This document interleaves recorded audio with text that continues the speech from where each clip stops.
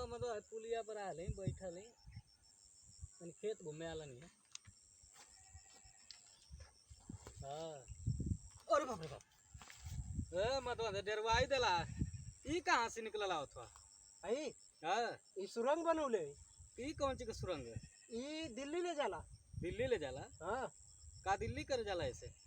यही वाले जाइला कमा के रोज जाइला रोज चली आइला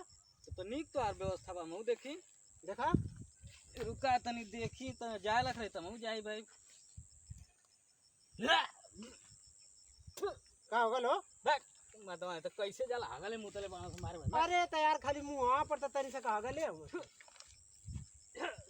एकदम ए मर्दवा जे के कमाए के हु हगन मुतल देखी तोरी नियर घूमे के रही तो बहुत कुछ देखी वो कमाए के है तो हगन मुतल देखी चुप रहा